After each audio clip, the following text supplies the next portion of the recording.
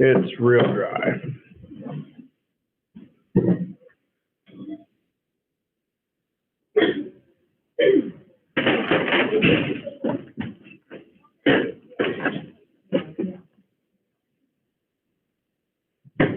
Hello, how's everybody? How are you?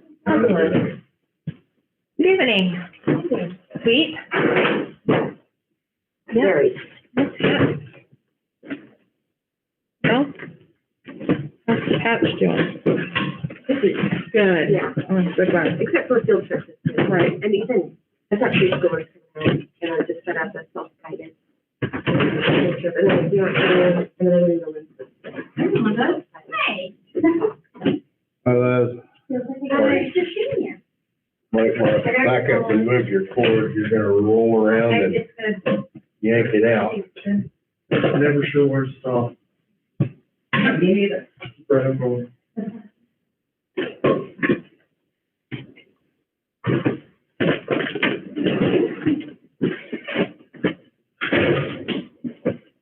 I guess I didn't do this thing. Or I didn't turn it off when I got done using it last night. One or the other.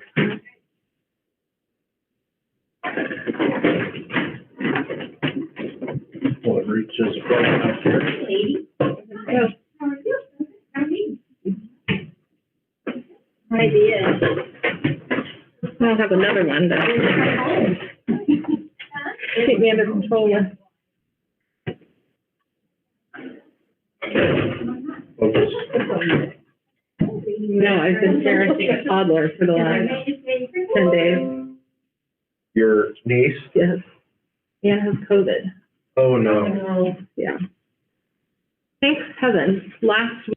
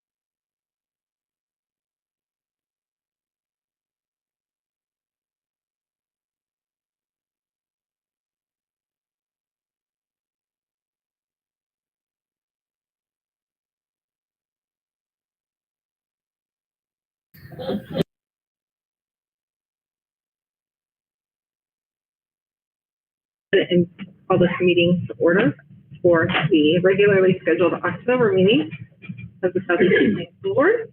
And we will start with the Pledge of Allegiance. I pledge allegiance to the flag of the United States of America and to the republic for which it stands, one nation, under God, indivisible, with liberty and justice for all. Gotcha, call, but I couldn't hear you. Can you hear me? No? No one's your voice. Really? Okay. Well, I figured that meant you were on the way. I'm joking. Okay, is there a motion to approve the agenda? I move we Any approve the revisions? agenda as presented. Thank you, Steve. Is there a second? Second. Thank you. That was Sharice. All those in favor say aye. Aye. Aye. Also, same sign. Motion carried. Okay, consent agenda includes the approval of 2 convection ovens in the kitchen, our regular minutes and financial reports. Is there anything that needs to come off of that? If not, is there a motion to approve? So moved. Thank you, Steve. Is there a second? Second. Thank you, Sharice. Any discussion? Hearing none, will vote. All those in favor say aye. Aye. Aye. All opposed, same sign. Motion carried 6-0. Okay, any last minute public forum? No applications. Right. Thank you, Mr. Kim, for coming and joining us this evening. You are first on our agenda for presentation.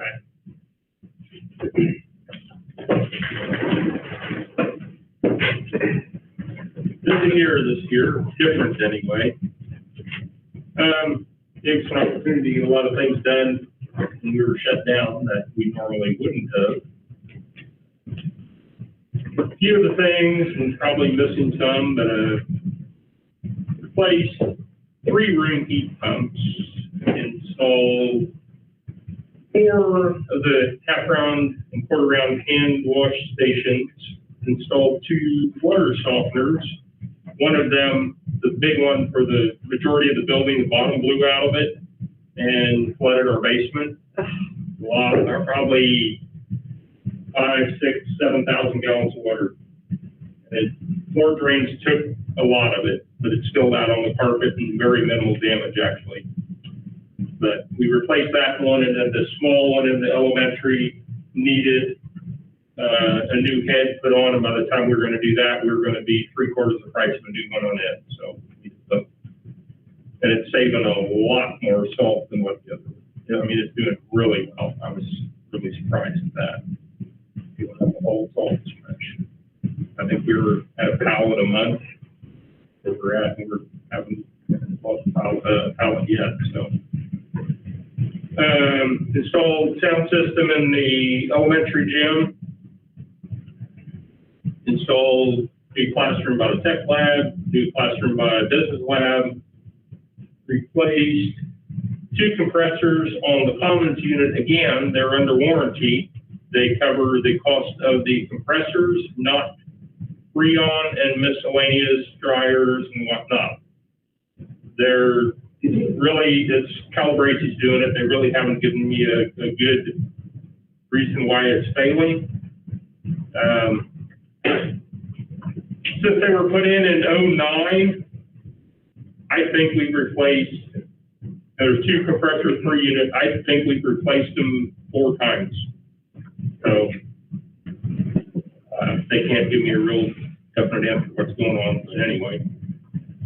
Does that date back to all that train stuff? That was the Pardon me? train. That was the train. Yep. A little mini bond thing with the train, all the train units. Yeah. Purchase. We installed the boiler emergency stops to satisfy our insurance company. said that's a requirement. We just flew under the radar. They've never said anything, but they're in. We rewired the bus plug-in station. We had a little bit of reconfiguring when APAC come in and put in our underground drainage for the parking lot. We ran into that, so that's been repaired, moved. We did carpet high school classrooms, some small offices we did in-house. Replaced the compressor for the compressed air to the building. We had one of those on hand. I think it's been sitting there for 25 years under a plastic bag. So when the first one went out, they bought a new one or had it rebuilt. I don't remember the situation, put it there. But we had to free it up. It was froze up a little bit, but it's up and running. It's a big commercial 3-phase compressor. So there was no real dollar amount there except labor. Replaced countless faucets, toilet valves, urinal valves throughout the year. Replaced walk-in fridge, mechanicals. Another one was done in, I think, 04 or something like that. And it was getting to the point where we were putting more repairs in it than funds were.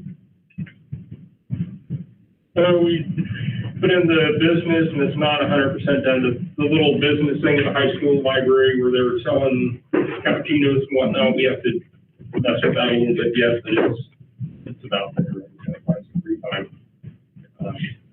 And with everything going on, I'm not sure if we're using it there to sell them coffees anyway right now.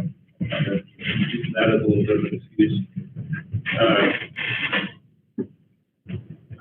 Replaced a couple of electric motors on the cooling tower, rewired some parts of it, and that's almost kind of normal. The motors going out yearly because they run almost 24/7. There's 6 of them, and the first 2, the primary ones, generally go out. So they run almost all the time, probably 3/4 of the year. And that was what? Motors, the blower motors on the bottom of the cooling tower, $1,500–1,800 a pop. We lose about 2 of them a year.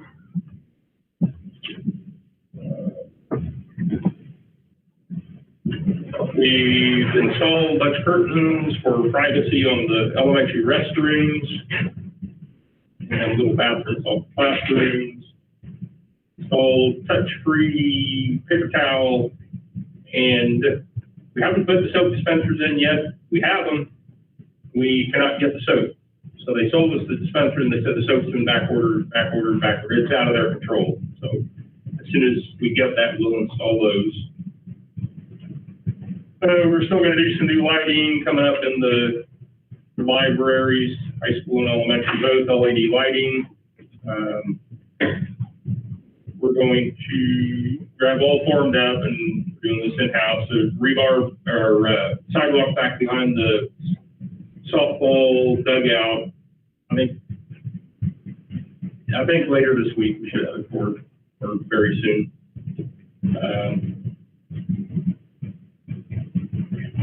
Have to install this dishwasher behind me, which I forgot about it until I walked in and sat next to it and put stuff on it. And that's going in here, and we're going to reconfigure that kitchen a little bit and put in a different countertop and maybe a bigger sink or something. And then we took the old refrigerator out of there and put it over in the coffee cappuccino little serving area, so they had a fridge from there. I'm sure I missed a bunch of stuff, but that's my new guy Ron is working out really well. Good hire. Good. Any questions?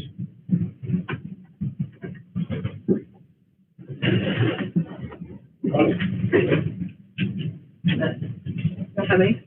I have a question. All right, sorry I'm late, Sean. What's that? I Oh. don't do that either. Sorry I'm late. On the restrooms, I know we've swapped some things around a little bit on what some of the elementary kids, particularly I think it's 4th grade boys, are using a different restroom. Right. I'm hearing from some students, parents, and staff that there's only one functioning toilet in that restroom that's been working since we started school. It's going. Hmm? It's going. It's repaired. It's repaired? Yeah. Okay. It was, the deal, amongst a few other things, the same situation, these shut-off valves to that toilet they hadn't been shut off for God knows when, and when you do shut them off, they either won't shut off, or if you shut them off, they're gonna break. So a lot of times we gotta wait till we have school shut down, or we come in stupid hours and work on it, and that's what we ended up doing, so that we could change that valve and shut the toilet off to do our repair. Okay. They're just a little set screw you tightened up, Yeah. and if you'll break it, and Right. it ends up not well. But that's a lot of them. That's what is happening when you see something sitting there for out of order for that long, because we just put it on the list, and when we get what works nice is when we get a free day when the building's empty and we go in and shut water off, or do things. And the same thing with the HVAC. There's times we have to shut the water loop off to reconfigure piping or change piping, and there's no other option to shut it off. And it's pretty much the whole building or nothing. Okay. So that's what was going on with that. And I probably missed some of it, but I know the COVID situation, all the extra sanitizing is a big drain on all the staff. Just in general, how have you felt about like restroom cleanliness and cleanliness around the building and sanitation, and just how that's been? I mean, is everybody just completely maxed out with this? And with the teachers disinfecting between classes, I mean, honestly, we haven't. I mean, we've done what we've always done. You go in and you disinfect everything, wipe it down. Every touch surface gets wiped down with the disinfectant daily. That's what we've been doing since I started, and we're continuing that. Plus, with the additional teachers coming in and between classes, spraying everything down, wiping everything down. I mean, we're going through product like water. right. It's getting used, definitely. But I mean, I think that's the best we can do. I mean, with the amount of help, you could have someone running around chasing restrooms down all day long and cleaning them between on oddball times or whatever. We just don't have the manpower to do it. Do you think we need more manpower to do that? I mean, that's the one comment I hear. Restrooms are kind of gross a lot from kids. And I know part of that's having kids in there, but part of that is just, right. That's the reality of having kids in there. They're going to be gross and need to be cleaned more. Right, they're getting cleaned. It's a matter of, 5 minutes into the day, they can be from clean to nasty. That's that fast. Yeah. And if it's not brought to anyone's attention, we have the staff to go take care of it. If there's somebody vandalized or made a mess, and they will take care of it within minutes, a radio call. But to go around, if it don't get reported, it probably, there isn't somebody going around a daily schedule doing that. So,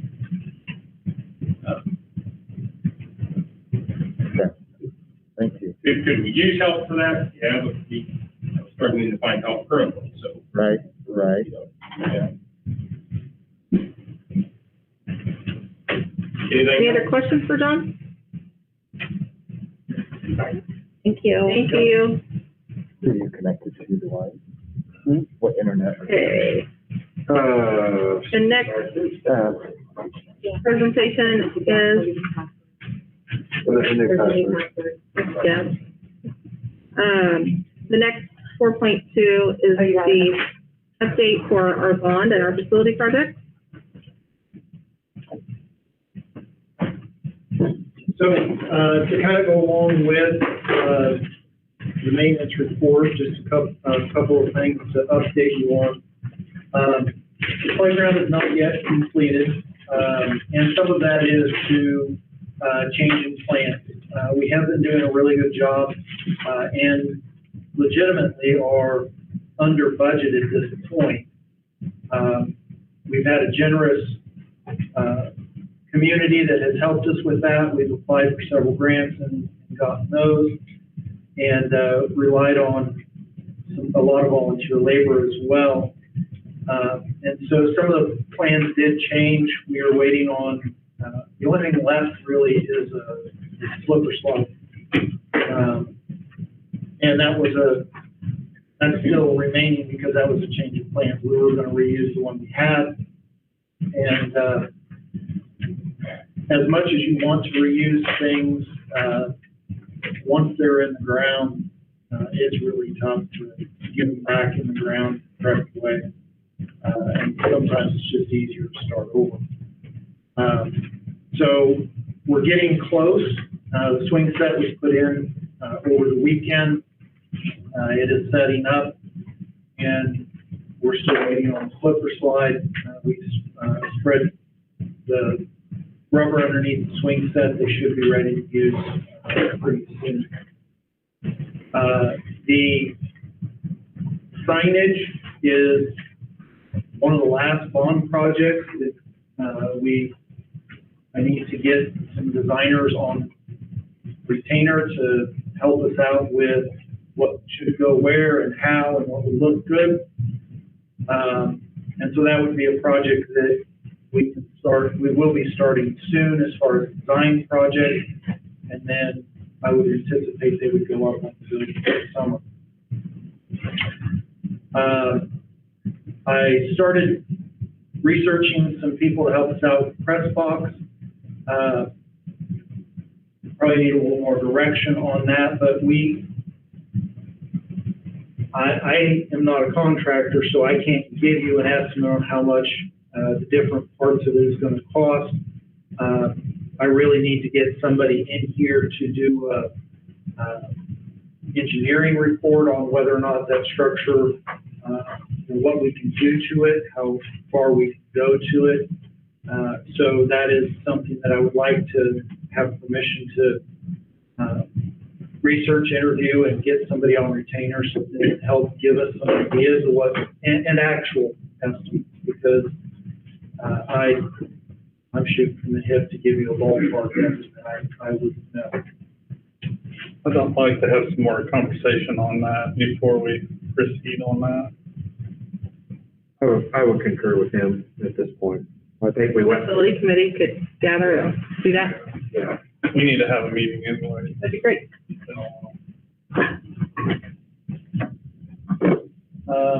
And then I attached the bond sheet here. We're in great shape. The overall bottom line is we are nearing completion, and at this point, we really have not tapped into our cash reserve and contingency. So we really have no reason not to be under budget on this project. It's all said and done. There are still some things in here that are not fully updated. I know that the landscaping is in, looks fantastic. That we know what the bid was. It does not show that it's been paid out. Certain things like that will need to be updated. But as it sits right now, it's very possible it will end up being $200,000 under budget by the time it's all said and done. Without the contingency. That's basically the contingency was 136. Right now we've got, you can see the column right in the middle there of $283,000.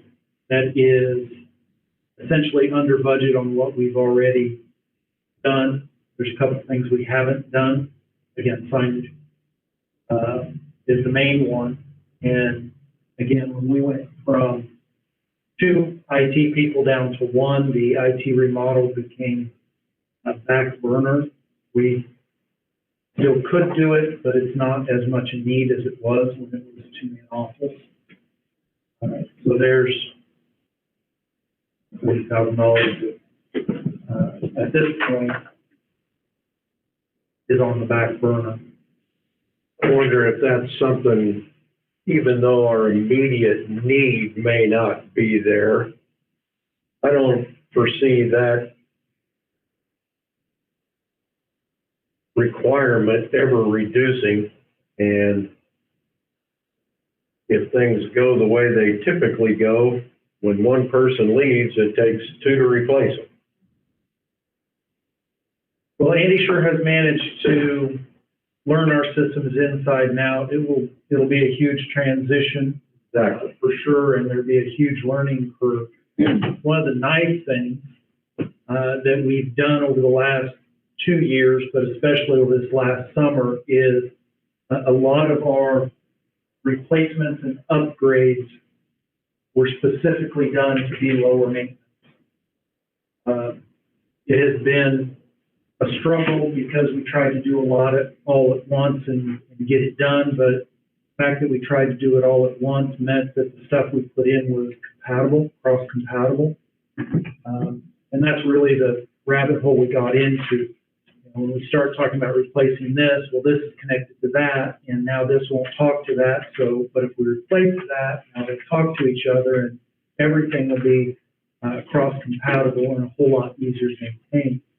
So the hope here is that we've kind of weathered the storm, gotten over the hump, that these systems will be a lot more manageable going forward.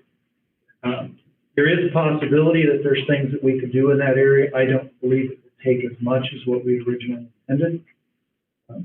But at this point, it was really pushed to the back burner as not a high priority. Right. And I do know we've spent more of the classroom tech than what is demonstrated by the spreadsheet. But we still haven't spent it all. Intercom, phone, classroom tech, there's several things on there. And again, some of that comes back to E-rate took care of a big chunk of that. That was very helpful, certainly saved our bottom line. Will you add that technology server room to the facility committee conversation? Okay.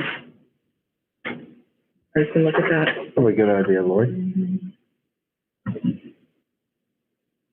Okay. I have just Anything else on one? Yeah, I just have a basic financial question, how this works. So in my simple mind, it's a loan,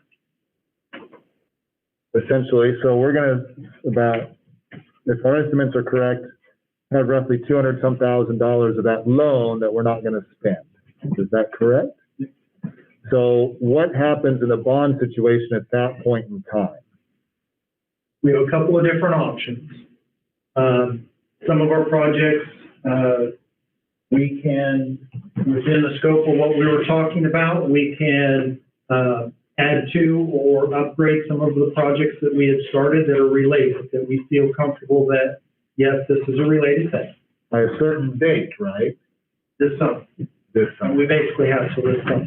So that's one option. One option is that we can take whatever is left over and roll it into our capital outlay, because bond is a capital project.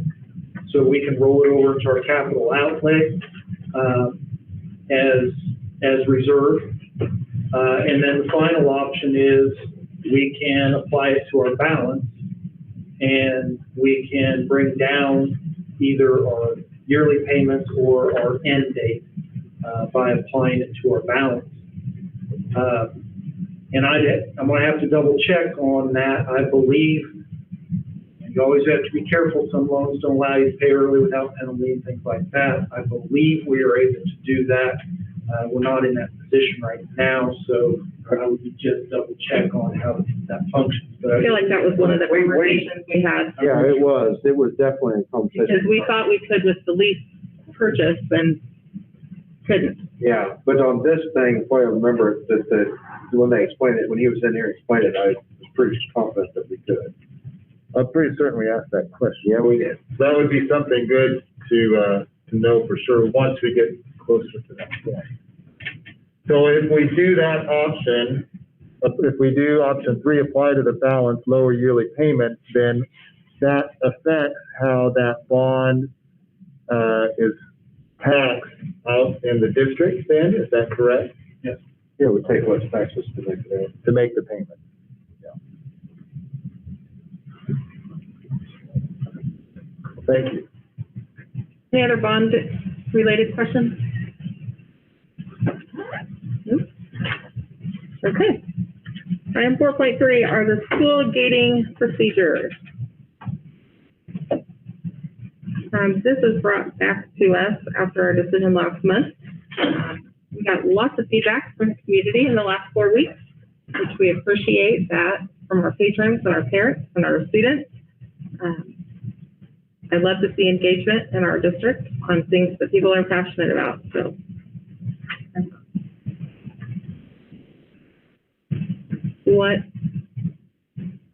we all got that same information. I don't think anybody got individual letters that wasn't sent to the entire board. We only have that feedback. What are people's thoughts a month later?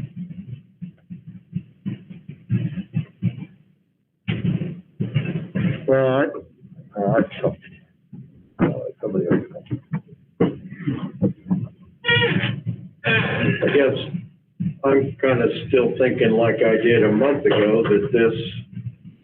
that we should take each situation as it arises. To me, to this point, our school and others have been fairly up and up, but I won't say fairly, extremely up and up and honest about their own situations, just like canceling the game last week. I think that we have to be able to count on our district as well as other districts to make those choices as they come up. I have a little trouble just making a blanket statement that affects everyone when maybe it doesn't really need to. But I'll be the first to say, I don't want to travel to a school that has an outbreak, and I don't want a school that has an outbreak traveling here. I'll be the first to admit that. I don't. Knock on wood, we have been very lucky through hard work and dedication, but I think a little luck has been involved here in our district.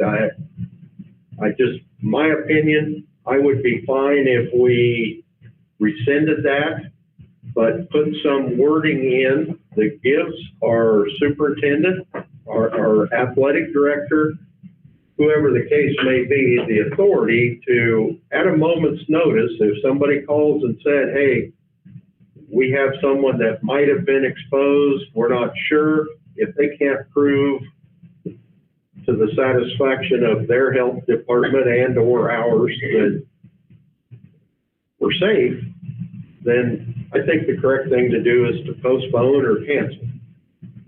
But again, I think we need to be able to do that kind of on a moment's notice and trust that our administration will make that right choice.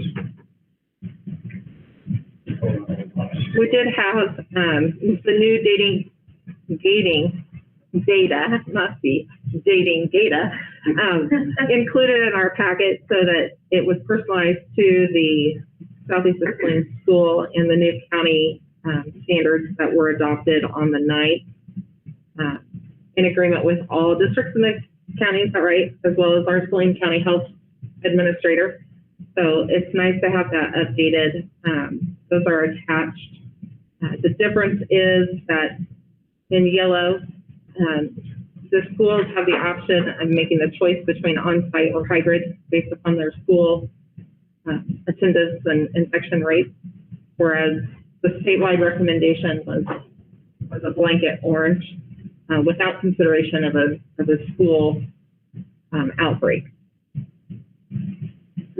And then there's also the individualized Southeast Saline gating criteria to show how it's gone through our, since our doors have been open in August. Our administration also put together a proposal on what to do with hybrid with some of the student groups so that athletes would be grouped all on the same day, and we wouldn't be commingling athletes between the rest of the student population for that hybrid setup. So, Do we have that plan? Or- I have not done a point-by-point written out. I've given you the broad strokes. How does that's the broad idea of it? Yes, and part of that is we're in the middle of a transition here. The junior high season ends next Right. week. And so the cohorts are gonna have to be completely rewritten, for the winter season. And then that overlaps with fall high school. And so then it'll have to be rewritten again a month after that as fall high school and the fall winter seasons begin. But the general idea there, one of the things that this group has expressed a lot of concern about is that a student athlete assumes some risk by going out for that, goes to visiting schools, is in practices, but those that are not on the team do not, and that student comes back to the classroom, which is a very legitimate concern. If we are in hybrid because of outbreaks, if we are through the newer model, we make sure that those students are in a different cohort, so then you don't have that cross mingling between those who are out for activities and those who are not. And that it's all, at that point, becomes a balancing act. Rhonda has done a nice job and spent quite a bit of time with the feasibility of it and trying to get them somewhat balanced. Again, the entire idea of a hybrid is so that we can increase spacing, so that we can increase your social distancing within the classroom and reduce the size, the potential size of exposures by cutting groups down. You can see from the gating criteria that the recommendation is that our elementary is on site all the way up green, yellow, and orange. And it's not until we get to red that our elementary even looks at a hybrid or a remote. The secondary could potentially be on site at yellow, and that would more than likely be my recommendation that we stay on site in yellow. And to be quite honest with you, I feel we've been in yellow for several weeks, just based on county data. But as long as it forces us to go hybrid, I'm not going to declare it in yellow.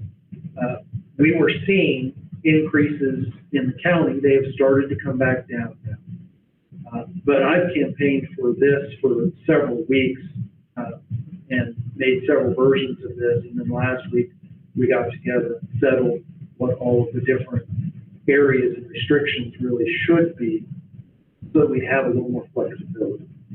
When you say activities, do you mean FFA, FCCLA are all going to their activities then too? Or are they restricted right now?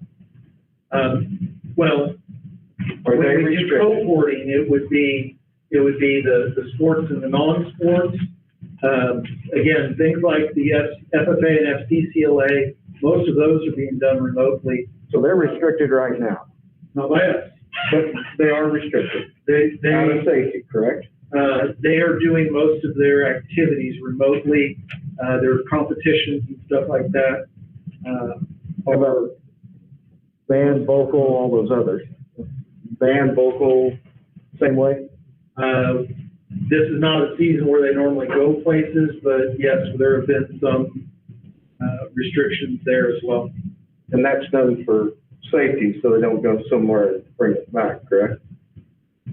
I think it's also the size of the groups, because those groups have multiple schools commingling and Sometimes. large groups. Sometimes, yes.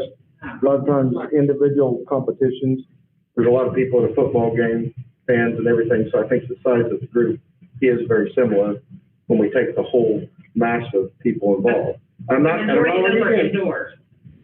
Those other Some are FFA, sometimes isn't. I'm just making a point. I'm just saying from the information that I have, Dwight, that that's the reason why those decisions have been Right. made at the state level for those organizations. If we, like I said before, if we go to hybrid, how can you tell me it's not safe to come to this building, but it's safe to go somewhere else? We're having that discussion right now. I know. Yes. So, Could we have those activities added to the calendar? Even though the kids aren't leaving, it would still be nice to know when FFA and FCCLA is doing something. you can ask your, I mean, I haven't noticed anything on the district calendar this year, if they're doing something, or if have we not done it. there've been a couple Facebook posts from FFA. FCCLA usually doesn't start for, their competitions aren't until spring. Okay. Yeah. What do they call them? They're just called, They have Take Aim, which is a leadership thing, and they did that virtually. That's what- That's for new members, and then Yeah. I think they ended up having cluster meetings, which is a regional, statewide regional thing. Right. So Few questions on trying to get the kids that are in sports on one day and kids not. Correct me if I'm wrong, but I thought last month, or maybe as an email or something, 80% of our students are in some kind of activity. At least one, not at the same time. So that would be throughout the whole school year. But then, what about the siblings in that house? Right, and that's what I'm working on right now, and one of the things at junior high was when I put down football, volleyball, cross country, cheerleading, it's all the junior high ones, that was, the numbers were totally imbalanced. There was like 120 In junior out, high. and, yeah, in junior high, or no, I was going through 120 total. So it was like 80 in one and 30 in the other. It was totally imbalanced. But now that we're coming to the end of the season, kind of helped. I just got basketball. Both the boys and girls had their organizational meetings on Friday, and I just got the numbers. And it's going to be more balanced. But then that's what I have to do next, is I have to go through and say, okay, this junior high kid is out for basketball, but their sibling is not, but we need them in that cohort because otherwise they're going home and it's still commingling the cohort. I've got to do all that. It's not finished because that's what we're looking at. And I'm looking through high school doing that, junior high doing that, and then pulling the elementary kids that are siblings with the right group, hopefully. And that's what we have to get all that data and then see how imbalanced is it. It will be, high school was pretty balanced anyway right now with football, volleyball, and cross country, and cheer and dance. But I haven't pulled in all the siblings yet and to see how that works. So it's not done. But that is what we're trying to do, is to see how balanced can we make it. This is right. Can you help me conceptualize that a little bit more specifically? So when you're looking at these cohort groups, are they classified by kids that are in one of those activities that you listed going on Purple Day and purple and white, right? Well, yeah, but they would be A-B cohorts. So like the A cohort would come on Mondays and Tuesdays, B would come on Wednesdays, Thursdays, everybody remote on Friday or something. That's kind of the model. And help me understand how you're deciding who is in those cohort groups, the A's and the B's. Okay, so if we look at, like, for example, if the A is in high school, everybody who's out for an athletic activity right Any now. athletic activity. Yeah, I did football, volleyball, cross country, cheerleaders, and dance. And that was fairly balanced when you looked at that section, before you looked at siblings. Right. That was fairly balanced between Balance is the ones A's that were and not B's. in any of those things. Do you have any concerns about just how that is classifying our student groups as far as the dynamics and the interaction in the classrooms and If there's any just general things that go along with students who tend to be more involved, taking certain classes more than students who tend to not be as involved. And some of the dynamics that by splitting up the groups based on athletic participation would bring. Right, and I haven't looked at that, and it very well might. It might be, some classes may still be really full, because all of the kids that are in that class are either out for an activity or not, and we haven't gotten that far yet. We're just trying to look at a way that if students are out for activities by their choice, they weren't bringing anything back to kids who were not choosing for that, Correct. to be in that risk. So that's what we're trying to look at something like that. And I just haven't. And partly I kind of stopped on it because of junior high switching seasons right now. And I'm like, I'm not gonna go through and do it all for football, volleyball, and in a week have to go redo it. It is a lot of work. So if a hybrid model is designed, which I hope we never have to, because I don't think it's good for the kids at all. I think we ought to do, I wish we weren't even having this discussion, because I don't want to go hybrid, because I don't either. this is not. The whole hybrid model is about reducing size. Right. So you need to give us that information before we rescind an order that we have, or both that we have taken, because if it doesn't reduce the class size, then all we're doing is saying if we go hybrid, we'll allow athletic, then that's extracurricular, not curricular, and it won't help our curricular situation if we don't reduce those class sizes, and we defeat the whole purpose of going hybrid, correct? It will reduce class sizes. We cannot guarantee to what degree in each room. Well, she just said it may not in some of them, so I It may not in we need to know. specific individual classes. For example, you would expect that a weightlifting class probably has more athletes in it than non-athletes.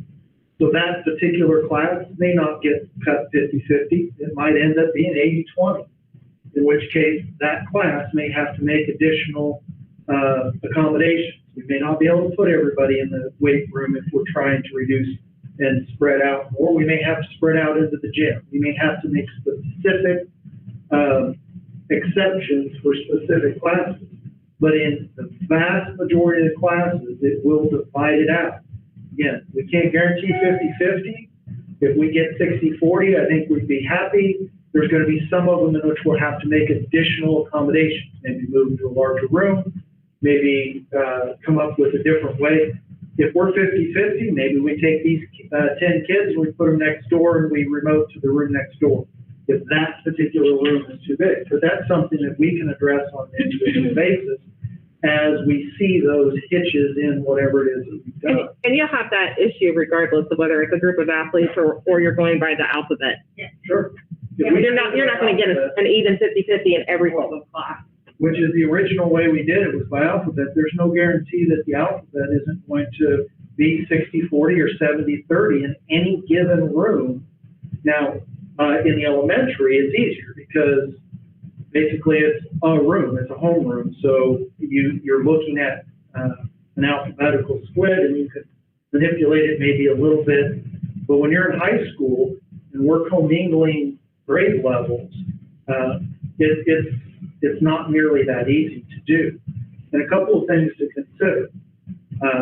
One, legitimately, if this happens, that we have to change models, the likelihood is we will go full remote for a number of days, 1, 2, maybe 3 days, to try and get our feet under us, identify who's necessarily quarantined or close contacts or all that sort of stuff.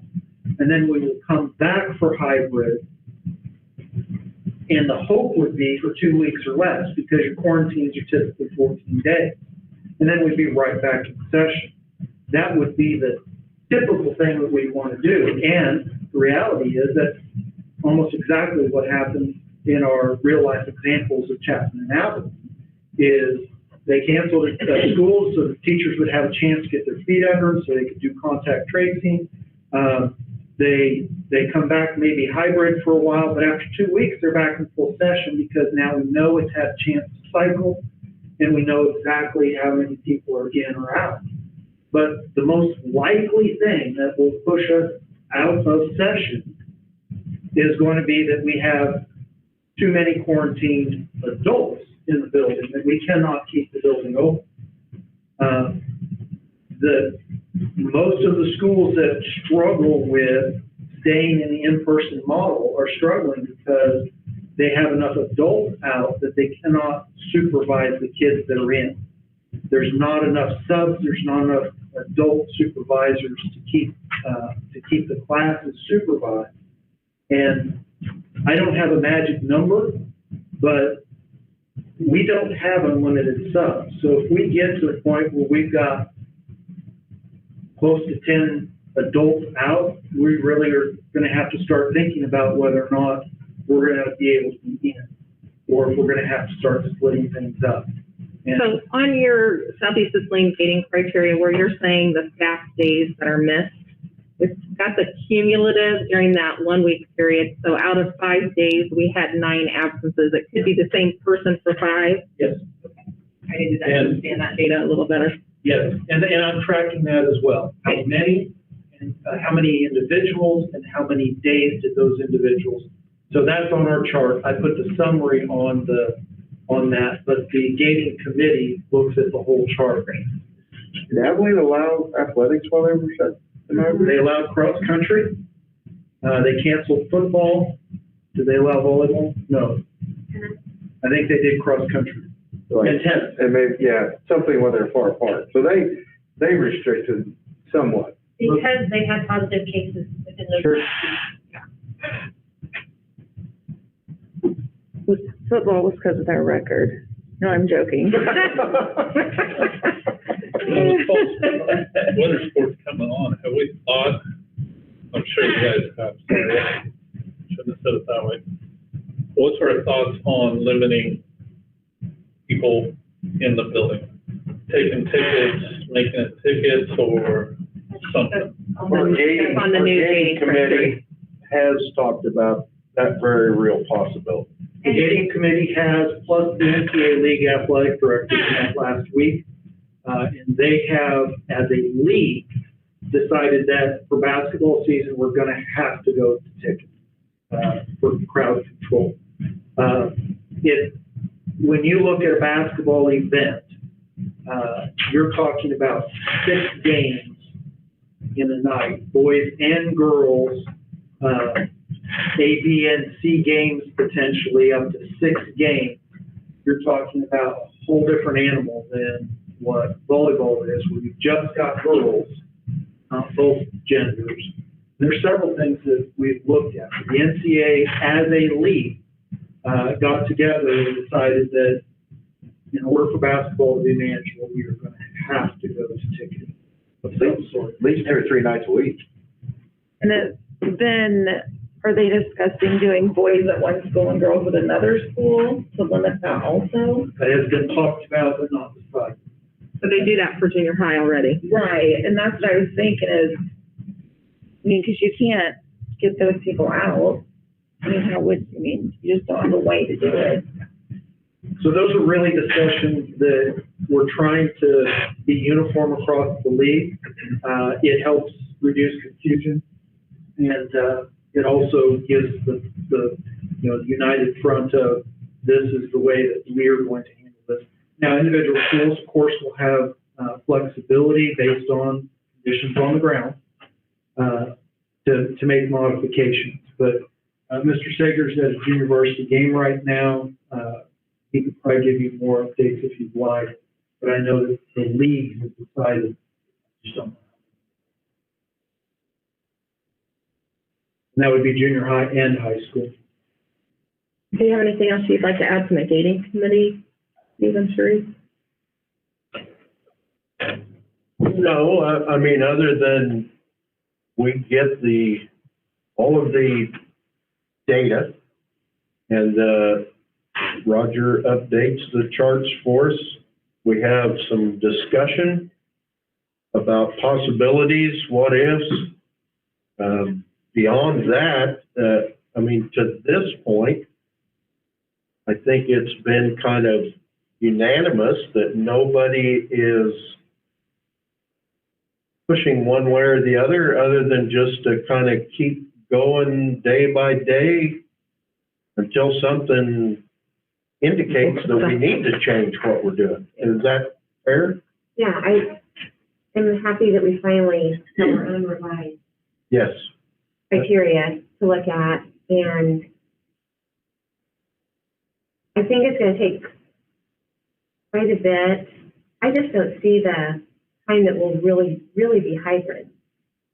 Just in looking at other schools in our population, I mean, I think as long as we have enough adults in the building, because we have that remote option for kiddos, even just that are absent right now for different things. I just think what's going to change our model is not having enough adults in the building, and then we're going to go remote. Because I think I know half of our kids are out, that's going to affect a lot of teachers. But if it was some freak thing that even half of our kids were out, and we still had enough adults in the building for the rest of those kiddos, and we could still teach the rest of those kids remote. From looking at the chart, I know sometimes it looks like it's going to be easy to go hybrid. I don't think that's the case in our building. I think it's going to be not having enough adults in the building, and then we're going to have to go remote. So I don't want people to be afraid that any day we're going to flip to hybrid. That's going to be a hard stepping. I don't think that's going to be a stepping stone to remote. I mean, if it gets that bad, last thing on our mind may be activity, is probably more what we should be, the curriculum. And still, even then, maybe if we have the majority of our kiddos not effective, but we do have enough teachers out, maybe you can just look at if everyone on the basketball team is healthy, if everyone on the wrestling team is healthy. Do we stop them because we have 4 teachers out? I don't know. It's not an easy, I don't think it's just a blanket policy that we can say yes or no. It's all very fluid. It's fluid. No, I mean, If you ask any district that has tried or done a hybrid, nobody likes it.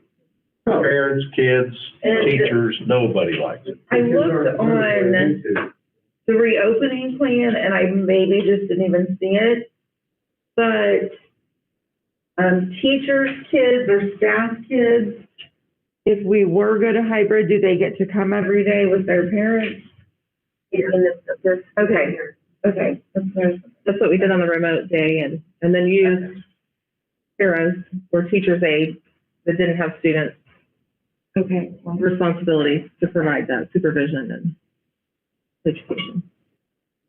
Can you help me with a little bit about the cohort size in the school day?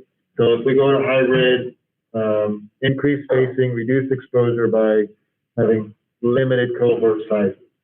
So the hurdle, I really do value all the feedback that we've been receiving, parents and students and staff. The hurdle that I just really, the hurdle that I keep struggling with is we're taking these actions to reduce exposure, increase spacing with these cohort groups within the building during the school day. So I need to it would be helpful for me to understand if the cohort groups that we have within the athletic programs are larger in scope and size than what these cohort groups are during the day in the building under a hybrid model. Because it seems my hurdle in my mind that I have not been able to get past, and I need some help with, is I don't like that we're forced into or that we choose a hybrid model and make all these sacrifices that are going to affect our families in a negative way, but yet at the same time are able to continue or choose to continue athletics and extracurricular activities that may have larger cohort groups than we have in the than what we are allowing or trying to manage against in the building during a school day. and then mixing that group back into the other cohorts during the school day. It just seems to me that we're kind of undoing, this is my hurdle, it seems to me we're undoing what we're going to massive lengths to do in the building during the school day, by having practice and competitions, we're undoing a lot of that sacrifice that we're making. And that's what I'm having trouble. So to that point, Justin, we have about 200 students in the class. Theoretically, that if we could go to a hybrid, you would have 100 students in the A group and 100 students in the B group. The high school volleyball team has about 24 girls. So you're talking about having an A group cohort of 100. The high school volleyball team. So help me understand this. So those 100 students in group A and group B, they will be interacting with each other. They will be mixed all day. So they're Regular gonna. school day, bell schedules, go to your classes, in the building, have lunch. But because there's 100 instead of 200, we are now theoretically every other seat instead of every seat in the classroom. We are, instead of 4 at a table, we're 2 at a table in the lunchroom. We're able to do spacing because now we've got 100 students instead of 200 students. Then we've got 100 students who are at home, online, attending the same classes so that you're still able to move forward in your curriculum. Okay, so you've now got 100 students. You've only got 24 girls on the volleyball team. They're all still within that group of 100. You have not increased or changed that cohort. It's just a subgroup of that cohort. If we were able to have them all go on the same day. Yes. But we still haven't established the reduction in an individual classroom. If you tell me we will, but still haven't established that. It's going to be enough work to put them into cohorts. Then from there, we're going to have to go down to classroom by classroom as far as what does that do with your class sizes in individual rooms. It will reduce classroom sizes. It can't help but it. I mean, just law of averages, it will reduce. I can't guarantee that it'll be 50-50 in each classroom in the entire secondary. Again, the elementary, K-6, it'll be pretty doggone close to 50-50. 7-12, it'll be harder. 7-8 will be closer. 9-12 will be harder. Again, because you've got choices. You know, not every, in your, even in your English 9, where every kid is in that class, they're not broken up by alphabet. So if we cohort by alphabet, you might have 80% in first block and 20% in third block. We would have no way of knowing until basically we look at teacher rosters. This will be no different if we cohort this way instead of that way. We're still going to have problem classes that we'll have to make adjustments for. And we've already made adjustments. Again, our large classes of band and vocal meet in the theater instead of classroom. That way we could spread them out. And we could do similar things. If we have a classroom that is just, the cohorts did not split evenly, we can have them meet in the commons, maybe during their block time, or maybe the band goes back into their class and they take over the theater, or while the band's in the theater, they take over the band. We just can deal with that on a case-by-case basis. What we can't do, we're already doing everything we can to increase spacing in our activities. That's already in place, right? So there's not going to be really any change as far as that you foresee, as far as having a group of, half the football team or half the volleyball is only 24, I realize, but half the team practice one day, half the team practice, that's just not realistic. That's not going to work, right? No, that's not realistic, but one of the things that I did put on the list as possibilities, and it depends on how large the outbreak is and how long the season is still left. If I've got 1 or 2 junior varsity football games left on the season, I may have to ask the coach to go ahead and let the junior varsity kids go. so that the cohort is smaller. If we've only got sub-state and state volleyball left, or regionals and state cross-country left, then out of a group of 40 high school cross-country runners, I only need 15 of them to run boys and girls. 7 boys, 7 girls, maybe 2 alternates. We can cut that team in half if we're towards the end of that season.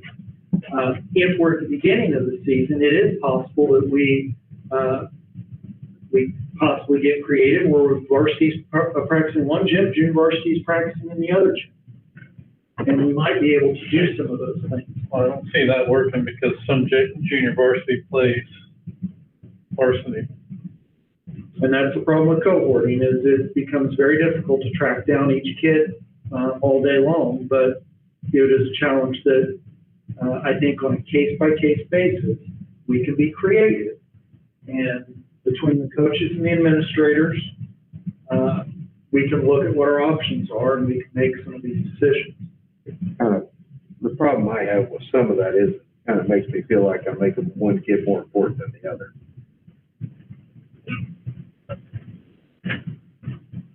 I'd probably second that. I don't see it that way. We're protecting the other group No, from the other group's decision. you don't. So you're getting it, what? You're saying you don't matter, you go home, you don't deserve to play. Oh, from a JV? Yeah. Okay, I thought you were talking from an academic. No. Sorry, I heard that wrong. Well, I think back to when I was a kid, we didn't have enough gym space, and we had early morning practices. Girls would practice early one week, and boys would practice early the next, and so I think there's ways we can be creative and work around that. It could be just freshmen, pull the freshmen out. Freshmen generally aren't playing up to varsity. There's a lot of different ways. I think you can split those teams out. Can you give me so we got 24 approximately on volleyball. Can you give me the football numbers and cross country and potential basketball numbers? I'd like to. Best I can do is yes. Okay. And based on historical and my general knowledge, we're just under 40 in football, I believe. Your cross-country team is going to have about 40, but that's boys and girls combined. I think the last day Tomorrow is league. Yeah. And so, yeah, I mean, at that point, In a sport like that, then they're done. I mean, because they're not on varsity. and so there are things that can be done that way. Basketball is too early to tell. If I were to guess, I'm going to say 25 girls 25 girls, 25 boys, give or take 5, maybe 20 girls, 30 boys, something like that.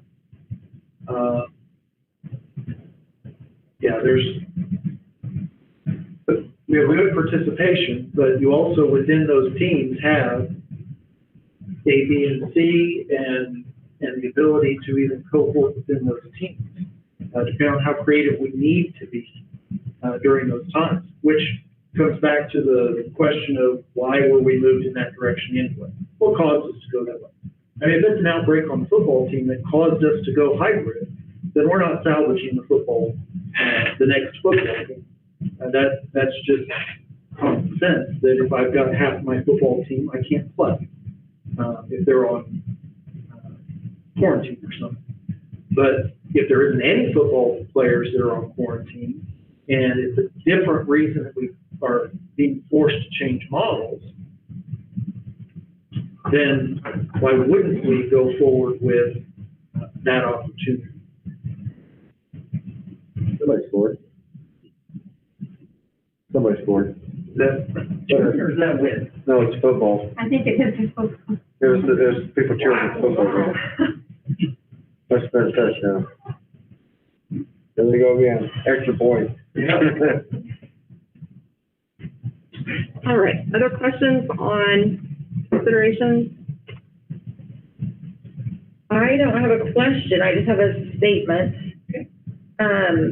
Every day, I interact with different people, and it's always like, when's it gonna go back to normal? So my thought is, this could be the new normal. and we're gonna limit sports from now on just because this is the new normal. No, we're not going to.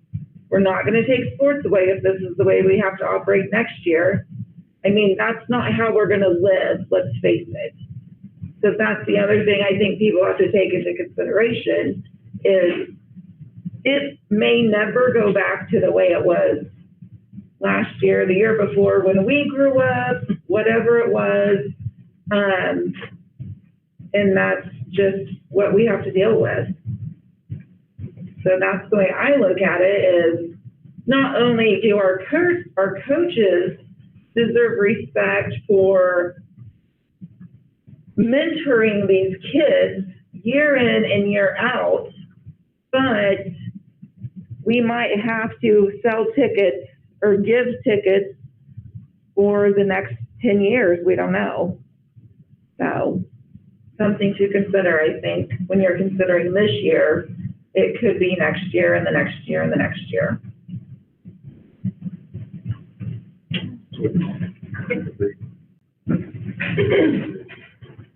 So I would make a motion to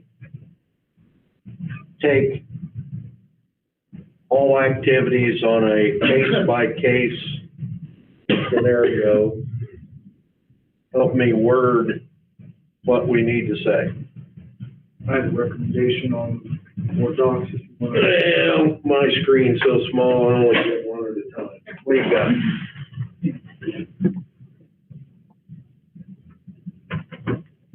I move that we rescind the activities banned during hybrid or remote and direct the school gating committee to review options on a case-by-case basis to give recommendations to administration for final decision on activities and spectator levels.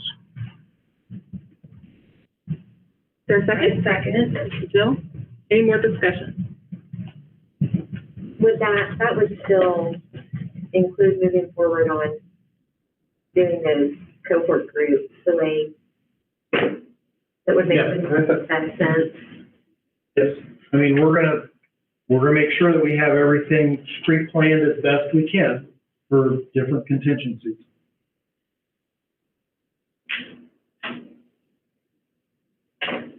Any other discussion? Hearing none, we'll vote. All those in favor of rescinding the activities ban during hybrid and giving the school gating committee the authority to review options on a case-by-case basis and giving recommendations then to the administration for final decision, say aye. Aye. Aye. All opposed, same sign. Aye. Motion carried 6-1. Okay. Next on the agenda is the transportation update.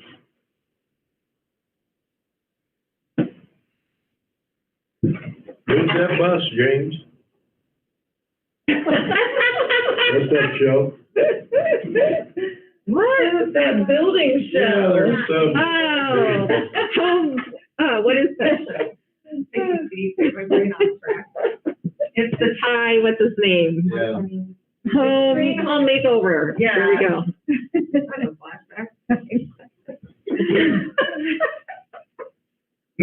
Okay, James is online, and if he wants to unmute himself, he can. I have included a spreadsheet here that James produced.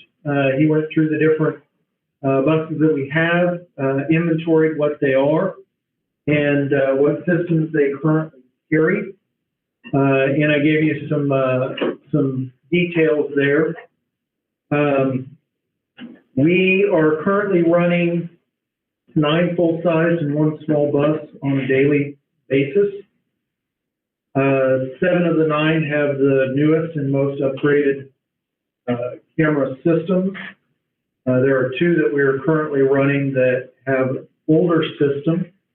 I gave you, in our conversations with James today, we kind of gave you an idea of how good those systems are in reference to each other, and how much of a difference there is from one system to the other. There are several things that are on here. You'll see the number 595 under the stop arm.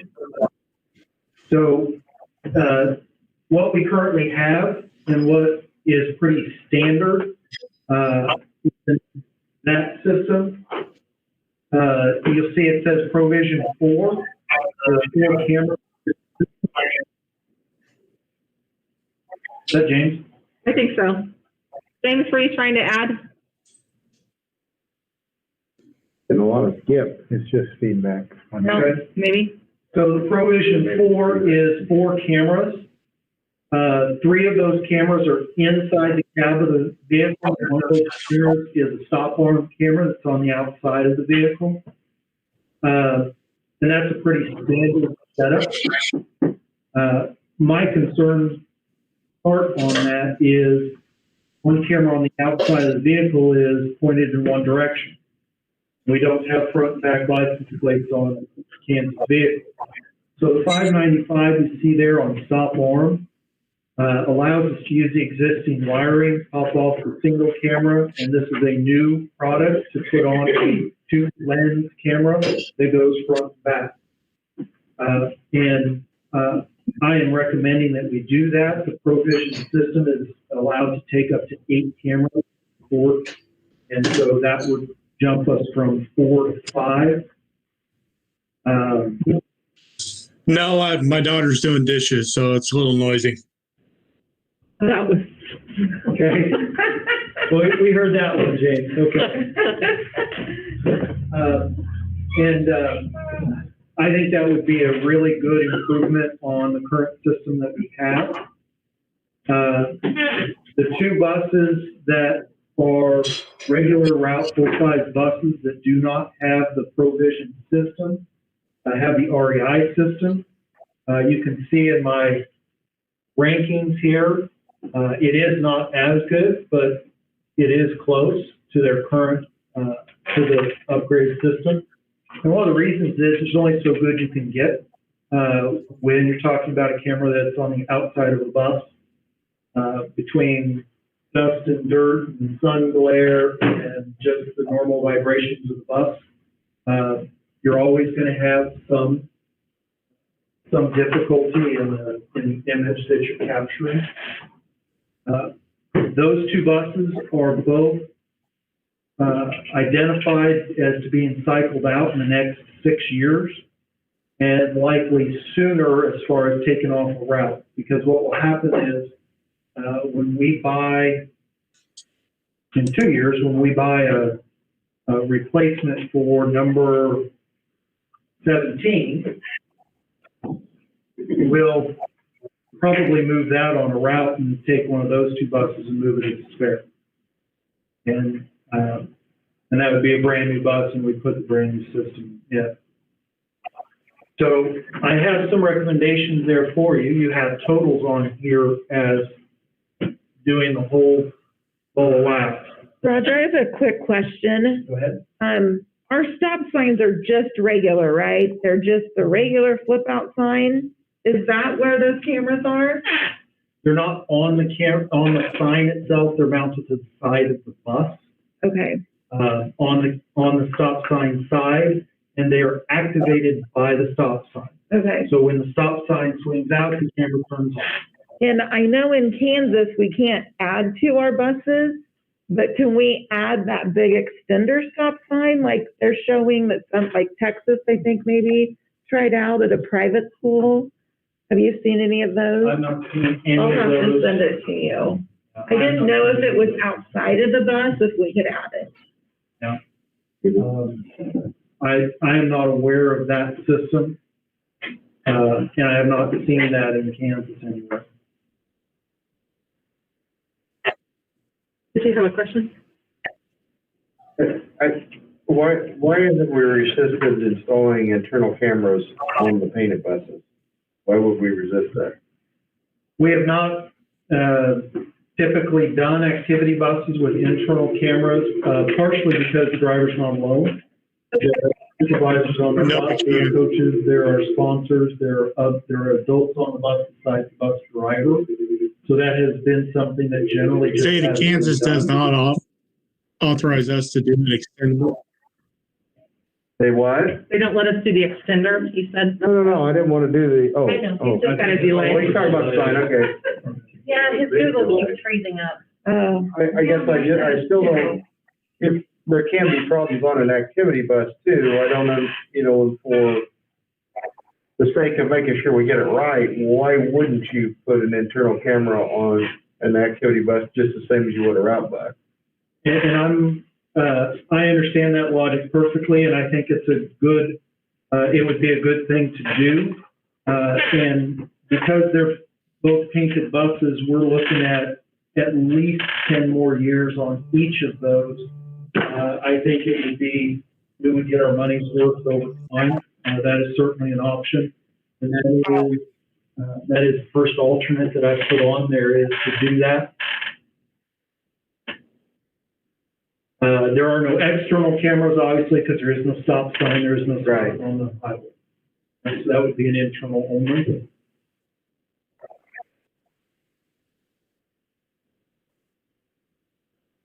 any other questions? Off the bid. I have a question. What were you proposing to use, capital outlay dollars for this? You want a motion? Well, can we take this to executive session? I'd like to talk it a little bit more about the bid portion of it. It's open record. Just wanted to voice my opinion about something just with the board members. We can't do that on something like that. Unless it talks about a specific person, right? Right.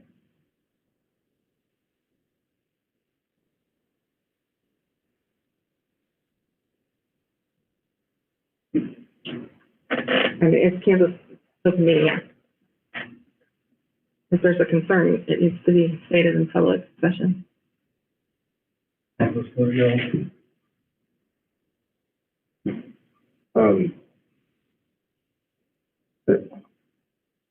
Are you okay? I move that we move ahead with all of the camera upgrades that are stated here in our agenda. The lower bid. Lowest bid, yeah. Just so I'm clear, what are we looking at, the 34,332? Or, You're looking at the 87,992, is that the recommendation? Well, that will be with I want with the alternates. Both alternates? I for sure want the one on the activity buses. The wheelchair bus, we're dealing with handicapped kids. I think from a liability standpoint, yep, I want them all. Okay. Because if there's something that we need to defend ourselves, I think we should have a camera on that bus. Okay, so the motion is the recommended plus the two alternates. Yes. So that's 34,332. Oh, What back sheet to is- the, okay, No, 87. This go has back to spare the buses and other buses. agenda. okay. About halfway down, it says total recommendation of Okay. 8,792. I'll say it, 87, 92, 50, 39, 80, and $1,800. Right then. Thank you. Any further discussion?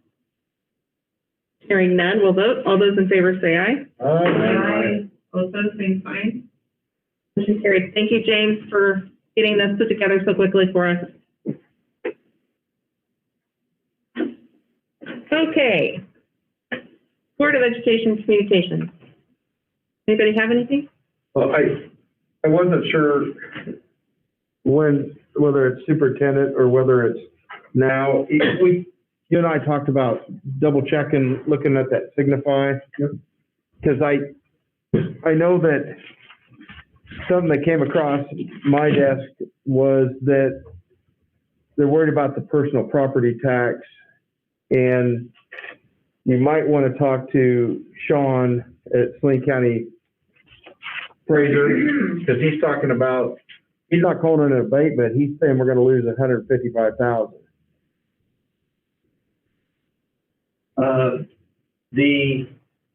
I'm not wanting to throw anybody, I'm saying, I really want to put this to bed and be concrete. The 155,000 is, they pay about 185, close to 200,000 property tax. Our portion of that is probably the 155 that he is. They're saying we're gonna lose 155,000. Yeah. That's significant. Did you guys talk about this for the rest of it? We haven't gotten this in any email communication. We haven't been brought up to speed. No, I just want him, I want him, well, my portion is not to catch him off guard. My portion is I know, I bring want it him now up to go to and speed. work. But Oh, talk okay. about the topic of Well, the sale, we all know about the sale. Okay. Apparently that anything sold after 2006, there was a statute written in 2006, KS 79-223 that exempts commercial industrial machinery and equipment From personal property. for personal property tax. Well, and just a quick ask, because I've asked, obviously, Linda and everybody else. Well, I had, we checked with Sean, and Sean just said that they, have personal property tax of about 526,000 in 2019. Of that total tax, about 155,000 goes directly to 306. And then, another 105 goes to the state for school funding, which we don't, doesn't affect us. This personal property tax will be exempt from taxation once the transfer of ownership takes place, and will eliminate these property taxes going to 306. Basically, it kind of goes on and says, because my original question was, is there any fear that Salina would really try to make a move to annex them in? And he said there wouldn't be any reason for him to annex them in because it won't be advantageous to them.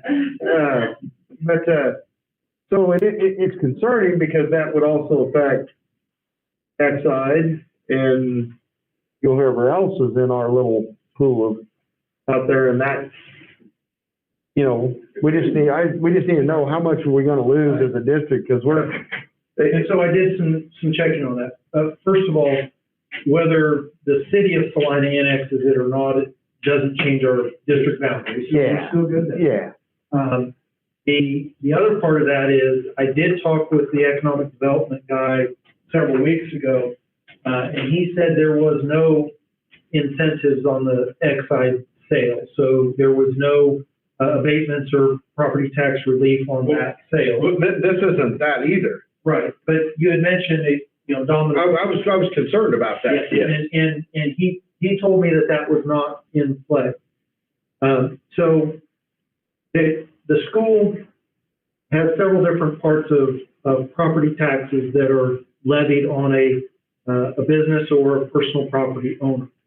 Of course, your general fund is 20 mills, and that is not eligible to be waived because the 20 mills for the general fund is a state tax. Right, now. So that gets paid to the state. Our local economic development people can't waive that. They will still pay that to the state in a roundabout way that comes back to us, but that will not impact us. They're also not allowed to waive, for whatever reason, the capital outlay that we assess, which is now at 6. It's been as much as 8, and we have the authority to move wherever we want to on that. It cannot be waived. So our capital outlay collection is not going to be impacted by this sale. The LOB, however, which is currently just over 16 mills, will be waived. That property tax will be waived, and we will not get that money. And I asked him about bond and interest, and he wasn't 100% sure. We are thinking that is probably also going to get waived, and that is just approximately 7 mills that we collected on their $2 million valuation that we will no longer get. So using what he told me, over our total valuation and the estimated valuation of that one piece of property, which is give or take about $2 million, we're talking about a 2.5%, 2.55% reduction in valuation for our district when that abatement kicks in shortly after the sale. Total district or on that property? Total. That property gets waived, it reduces our total valuation by about 2.5%. I don't think they're calling it, this isn't an abatement that I'm talking about. You're talking about something different. That was the language that the economic development guy used. Yeah, I think 10-year abatement, it pays 100%. this is not an abatement. This is You're talking about the equipment in the building. Well, I'm talking, he's saying we're gonna lose $155,000. On the equipment in the building, well, our district, because of the, yeah, exactly. which is different than the property value. It's the personal Yes, property now, value. what we don't on the know, property. now remember, Lori, what we don't know is we don't know for sure yet, but maybe he does know. We don't know what that building is gonna be valued at, Which will reduce the amount that we can collect in capital outlay, because we collect a specific mills on the valuation of our district. That's what he's talking about, the 2.5%. Well, on capital outlay, yeah, that's possible. And we need to remember too, on the bond That's the interest, LOB. No, on capital outlay. Capital outlay, we control the mills. I fully understand that, but it will reduce the amount that. It'll reduce the total property value in our That district. which will reduce the total amount that we can raise per mill. Right. So it will reduce a sum, Which is concerning. and then the other thing, I lost my train of thought, sorry, Lori. The other concerning thing is any reduction in the bond gets thrown on our patrons, because that number's not gonna go down for my total cost. And the same thing with LOB, Because we can raise 30% of our, so we are going to be likely somehow increasing taxes on our local patrons. Well, it sounds like. But I'd like to know Sounds for like this sure. would stay even, 2.5%. Well, I think that we need to have the county appraiser and those people do our calculations. I'm sorry, Could you invite them to our next meeting? Or a meeting that it would seem to be timely, so the whole board could hear it directly from them? yeah, and I think we need to Or know, provide a written report to us. I think we need to know all the parties involved, not just Signify at this point. because there's others now that are all the time. This could be kind of concerning for us. Yeah, I agree, Dwayne. I think, we had a report right after the sale of the building, kind of what that was, and we were all kind of like, oh, we're relieved that somebody's bought it and there's gonna be economic activity there, but I think the follow-up to know, maybe not just from the economic development guy, but the actual, Tax people. yeah, the actual regulatory people in our county, I think we need to be very clear on what the impact of the sale is to our district next year, 10 years from now, and 20 years from now. The other thing, though, Roger also pointed out and I don't know how it affects us, whether that's gonna be positive or not, but the gas station that you mentioned, how that taxes enter into it, and will it even actually, If some of this is true, does that gas station actually help us or not? We don't, it might, but we need to just know net where we're at. And you're saying, because Excite already sold? Yeah. Right. Excite sold and Signify. Kubota bought, And I feel like Excite's saying the same business.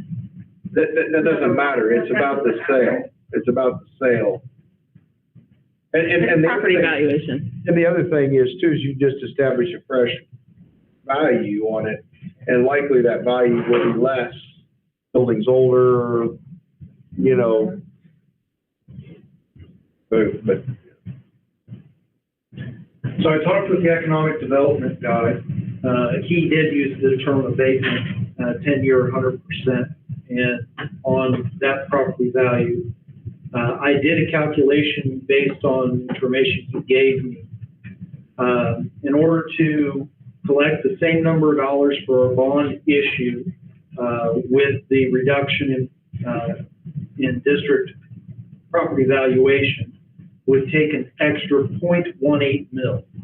To collect the same number of dollars, if this were to have happened for this year, and to keep the number of dollars the same for this year to have covered what we budgeted, which is the best way I could come up with projecting, giving you a glimpse to what this impact would be. For LOB, it would cost property owners an additional 0.429 mils. Together, that's 0.61 mils to make up the loss in valuation in those two accounts. Those are the only two accounts that he said would be impacted. It is a 1.25% increase. And the reason it's not the 2.5% I calculated on valuation is it does not impact general fund or capital outlay. It just impacts those two funds. But that is the calculations that I made today based on what he told me. So given the information I gave you, that may not be accurate. I will follow up with the county appraiser that you mentioned and see if that is in addition or overlaps with this or how that goes. Okay, I mean, I just want to know. And were we not already in an abatement, or was that just for the new expansion?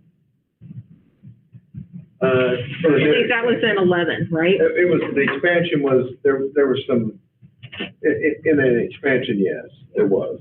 So I think, They were not currently exist. I thought that was like. But this is, obviously, this is not, 11 or 14. this is not an abatement or an incentive, what I was told. Right, that's a different thing. Yeah, this is different.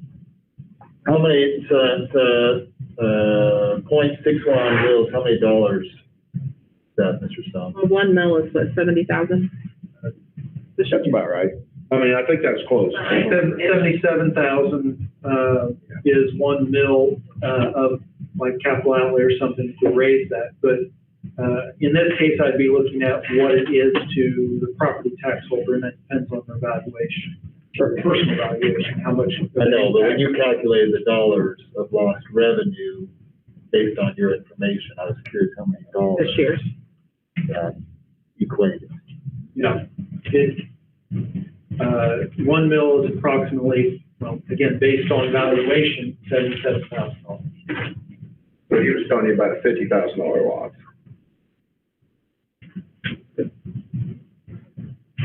No, I hope Sean was wrong, to be honest with you. I will follow up and make sure I follow up with that person as well, but that was the information I was given. Okay. Good discussion. Anything else from the board for communication? I did ask to verify legislative luncheon. You were going to go with me. Oh. Anybody else? Make sure you get signed up. Thank you. I have two things. First, thank you, Roger, for highlighting our former superintendent, Dr. Justin Henry. For the general community's knowledge, he was awarded Superintendent of the Year and will be recognized in January, hopefully at a luncheon with his colleagues from across the state. So that's kind of a neat thing, knowing his first superintendency was here. And then also, I would just like to call attention to the fact that October is Bullying Prevention Month. And so hope that our administrators and teachers have taken note of that, and that there are anti-bullying awareness things taking place in our building, maybe more than usual. Anything else? Okay. Superintendent's report. Okay, so count day is September 20th, and we are past that, so we have now submitted our information to the state. The state, in general, across the board, districts have seen a decrease in enrollment, and we are no different.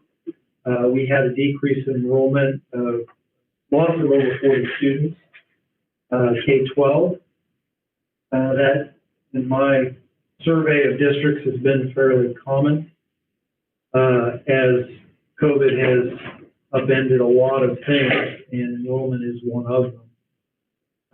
We do not base our current year budget on current year enrollment. That's one of the things the state put in place, try and develop some consistency on year to year.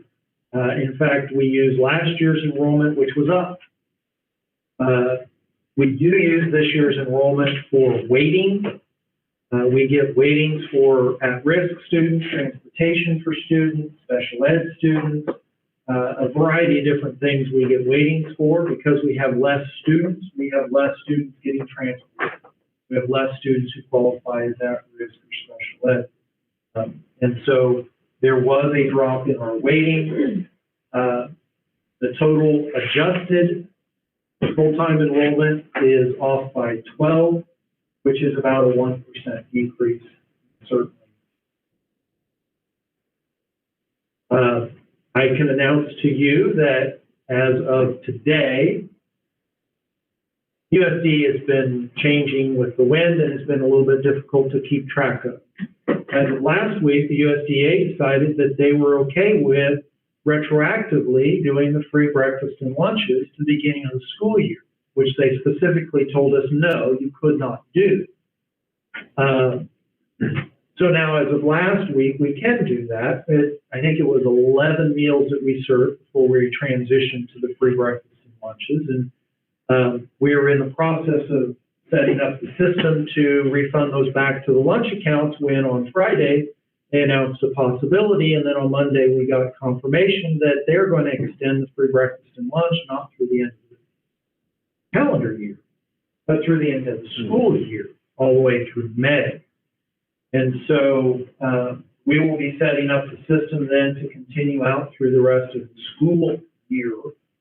And with that, we had told our patrons that we would not be refunding their school lunch accounts just because in January it would start needing those school lunch accounts. And we're going to have to take a look at that again, and a very real possibility that we will allow people to request, or we will just send checks and start refunding. With the fees situation, can you apply that money to fees if they? They haven't paid their bill. We can, Yeah. we've already done that with some families, allow them to do that because their lunch balance was high, and there's no sense in writing another check when you're not dipping into that. The lunch balances are now fully updated, so when you go to Power School on your parent portal and you check your kids' grades, you can also check kids' fees and lunch balances all on one site. Everything is fully updated and is current, which is really nice. It's really a one-stop place now to see what your balances are. And even though breakfast and lunch is free, that is just the core meal. Some of our students buy extras. That is not free, so there will need to be some money in there for secondary students who might grab a little extra on the side, and just to tell our parents to be aware of that. Last thing I put on there is that the KSD is allowing for extension on the KISA accreditation cycle. Again, it's really hard to show growth when you have no data. And when they canceled school in the spring, they canceled our data collection in the spring. So there's just a huge gap in that data. I will be applying for a 1-year extension, and we will cycle that out to a 6th year by the time we do our review. But so much has been put on hold. We just have a hard time getting good, reliable data when all this uncertainty.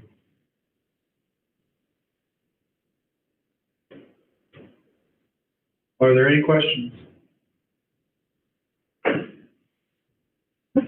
Okay. Principal's report. Rhonda, you're here, so I guess you get to go. Thank you. Don't have anything to add? Thank you for the formatting.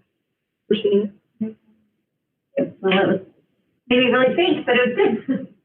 Thank you. Thank you, Ron. Kathy is online and she can unmute herself.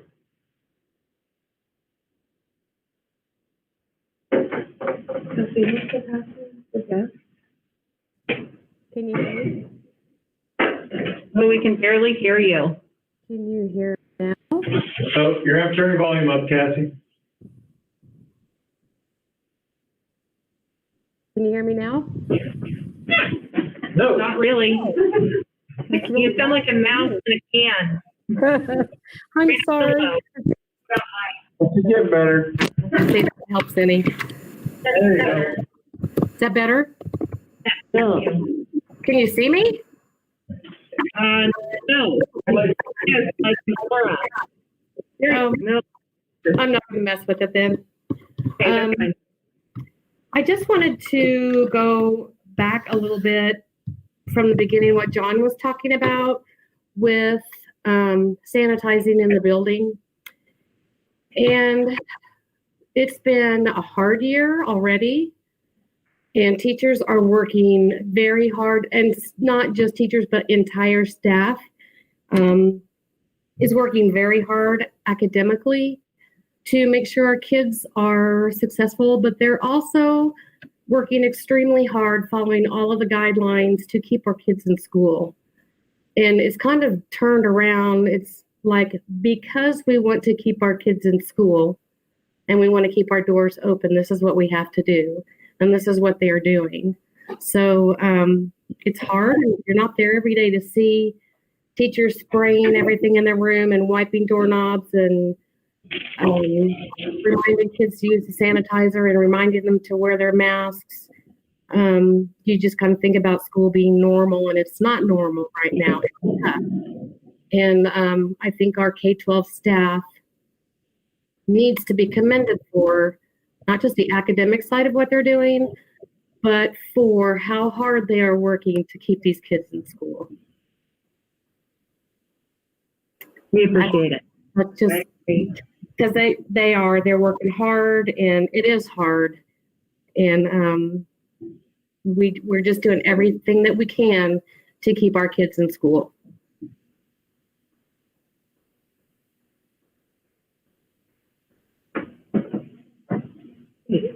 Do you all have any questions for Ms. Gorman? Thank you. Thank you for all your hard work.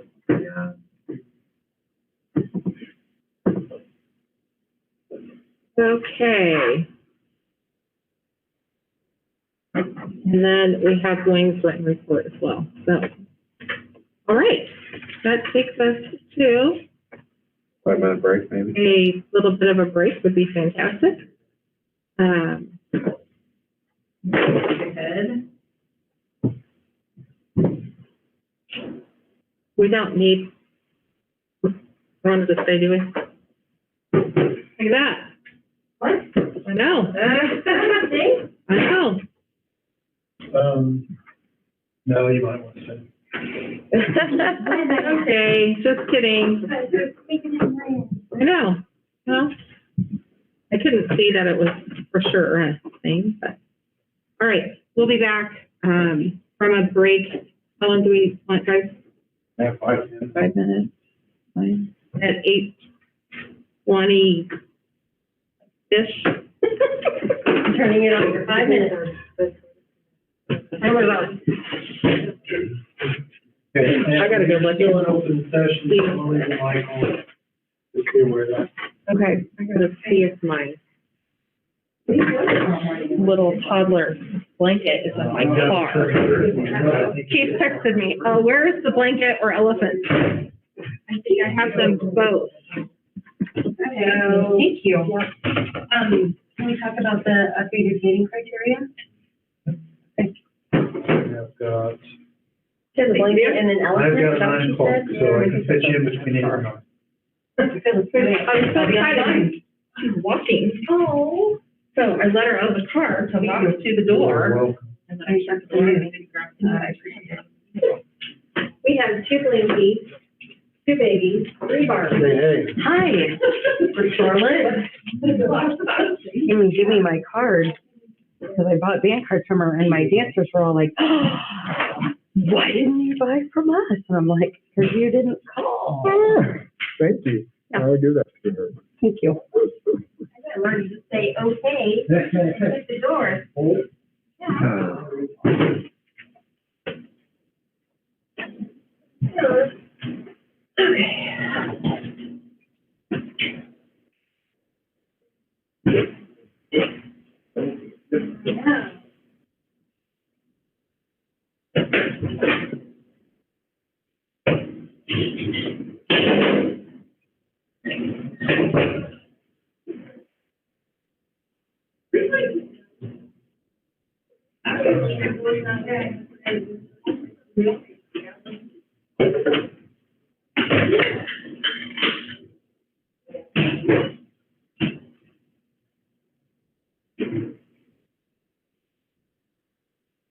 Okay, so what's in the dip?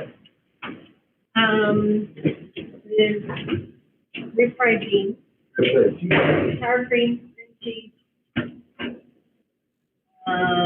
Got all of it. And then I top it with cheese.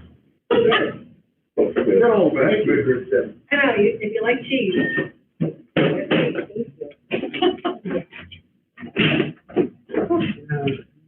Let's wait for the space today. She's going to Lynchburg.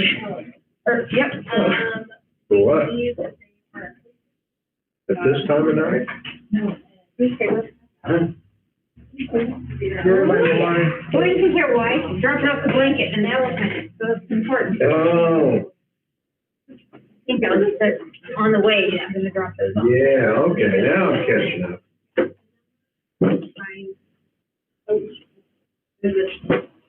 Oh, Steve, you've had a nice dry fall. Bad, but. We have needed it. That's good. Wayne's body. I got a call last night about 10:30, said, hey, can you come to Hayes? And I said, not now. Said, well, your traffic control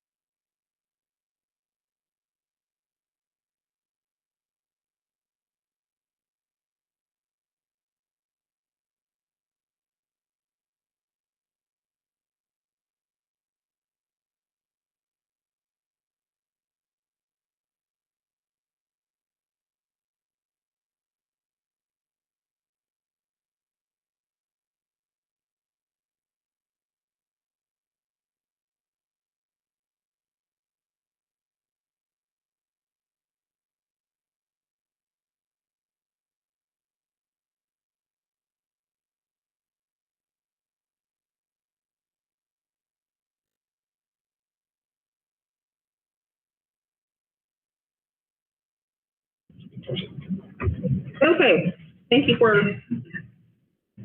allowing us a break. Is there a motion to go into executive session for personnel? And I assume you want us to have Mrs. Wright in here for this item? I don't know if you want to go in for personnel at all. I don't need to unless you would like to.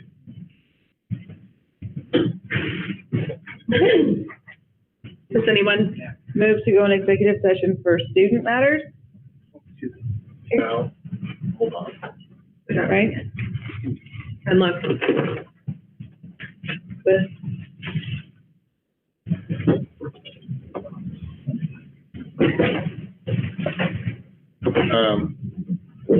I would move to go into personnel executive session actually, for, 8 minutes, 10 minutes, with Mrs. Wright and Mrs. Gorman and Mr. Stone. Under personnel. Mrs. Gorman still on? Second? All those in favor say aye. Aye. All say opposed, same sign. Motion carried. We'll be back at 8:35. I'm not actually allowed to get her into exec. There's a have to mute the meeting. That's okay. It's not on anymore. So, Well, we need to modify it, just say her, Yeah. the high school. just Mrs. Wright, if you would change that, please. Okay. Okay, so give me a second here, I have to figure out how to do this. I gotta present. Tab. Session. Until when? Every 10 minutes. Great. 8:35. 8:35. Okay. And I will go to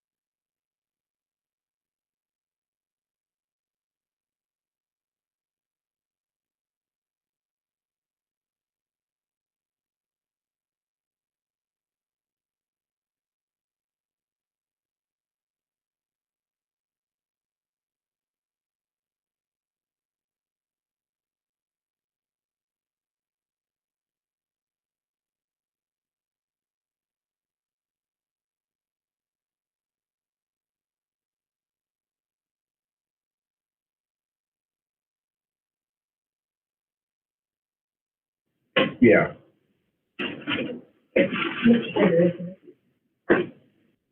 He is welcome into the next session.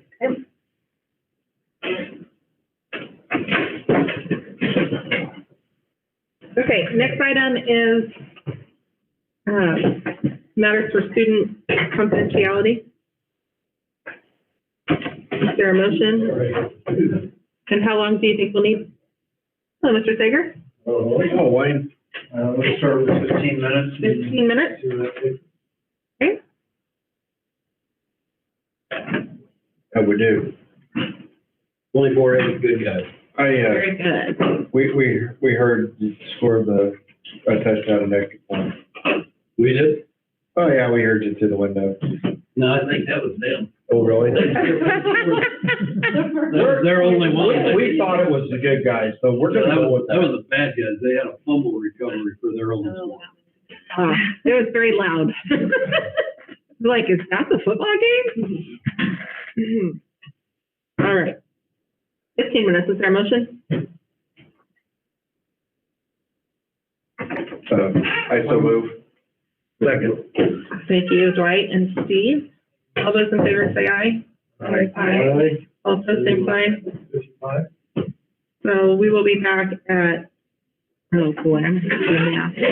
8:52, and that is with Mr. Sager, Mrs. Wright, and Mr. Stumpf. What do you do?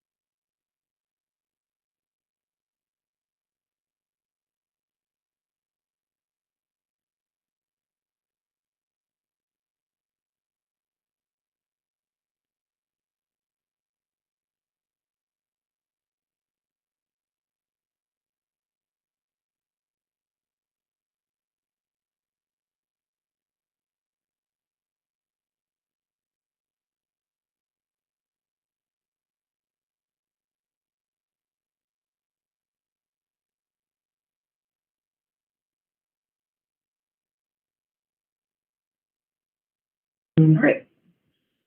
So we are now, we're now in open session. On you, Mr. Conley.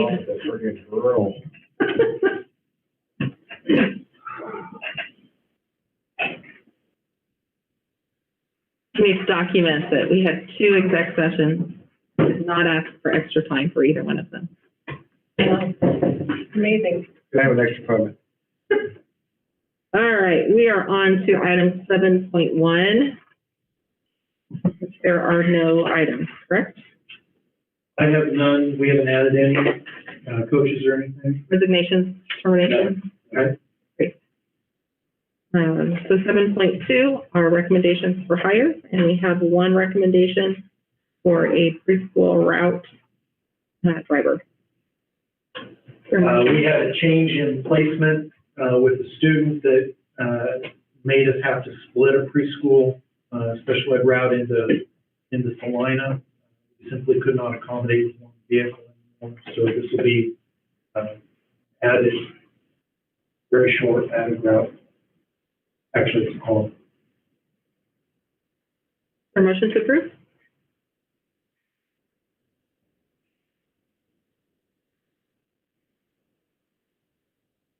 So moved. Is there a second? Second. Thank you. All those in favor of approving Catherine Seidel as a special ed preschool route driver, say aye. Aye. All opposed, same sign. Motion carried. And now I will accept a motion to adjourn. Thank you, Sharif. Is there a second? Second. Steve, thank you. All those in favor say aye. Aye. All opposed, same sign. Motion carried. I am a little confused about the preschool route. The one we have. Special education. Yeah, okay, I just didn't realize we had a preschool special education. Yes, we have obligations. No, I just didn't realize. My bad. Okay, we are adjourned. Thank you very much.